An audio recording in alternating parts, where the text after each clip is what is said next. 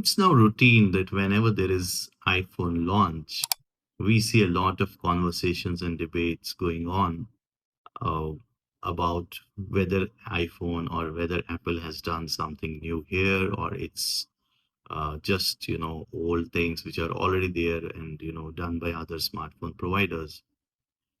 Yes, in my initial review, I did talk about that. I do also feel that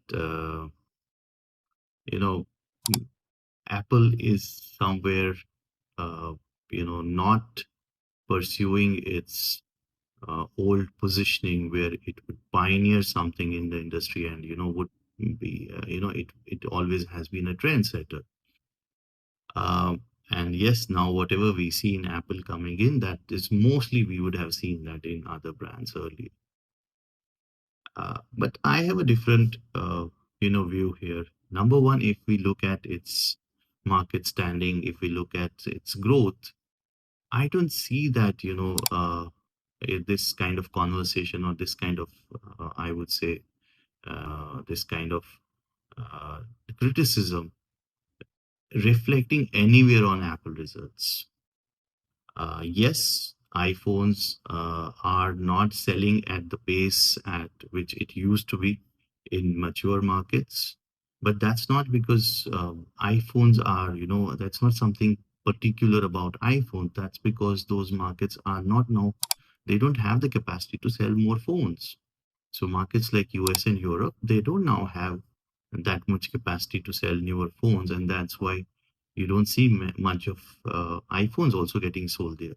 But look at countries like India, there's huge growth and it continues to be so. So why should, really a company like Apple bother about it, even if there is criticism like this? But yes, I think in the long term, no technology company can go with this kind of an approach for a longer period because at the end of the day, a technology company has to innovate. And if it does not, it will finally get reflected on its profit and loss statement as well as the balance sheet. And I'm sure, Apple would be aware of this. Uh, what I feel about Apple's strategy here is, see, Apple today I think has more or less 1.8 billion active users. There are around this much number of active iPhone users globally. Now, every year, Apple is selling around 225 to 30 million iPhones, which is a big number. In India, if I compare, we are still not selling more than 150 million phones. And Apple globally is selling 225, 30 million phones. It's 1.8 billion, users. And if it continues like this, maybe in a couple of years or 3 years, it would cross 2 billion mark.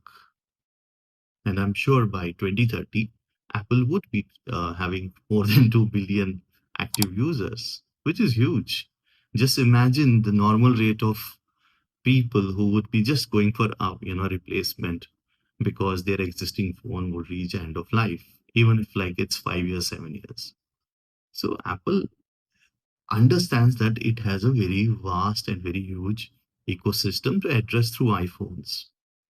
And then it's building, its portfolio of services, which is also growing very huge, very fast. I think recently I did talk about that also, where I, showed through analysis that how, almost now 50% of its net margins are coming from services business. Although revenue wise, products still contribute 70%. But, when we look at the net margins, almost, half of the net margins are now coming from services.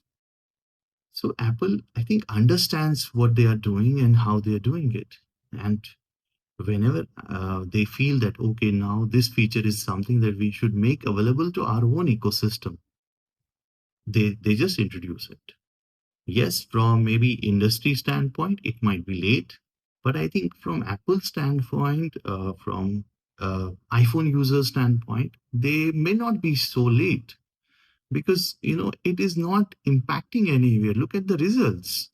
Maybe consumers might have this in their mind, the iPhone users, some of the iPhone users might be feeling that, yes, we are not getting this feature in our phone right now. But, probably nobody is complaining. Okay. And look at, for instance, if we talk of foldable form factor, yes, I think today foldable form factor has stabilized to some extent, at least, the apprehensions of consumers from durability standpoint have been largely addressed. It's doing well in the Android ecosystem, but yeah, Apple is also working on it, and it will come with its foldable phone, most likely in 2026 or maybe 2027. But it knows that it has a very huge base of existing users who would become feeder to that phone whenever that arrives.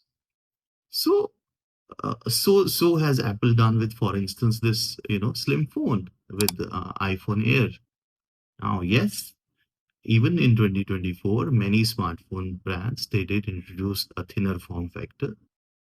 Apple is not today. I We cannot say that Apple has introduced this concept, but yes, they have finally come up with a thinner iPhone, a slimmer iPhone. So I believe that when you have such a huge customer base, uh, your own audience, you in your ecosystem, which is not switching to other brands for these kind of features. So, they why do they need to really bother about it? And they will go at their own pace, which is absolutely fine. I think it makes all the sense for them to be like this. They have been able to, increase their market cap, they are increasing their sales, they are increasing their profitability. So where is the point to really bother about?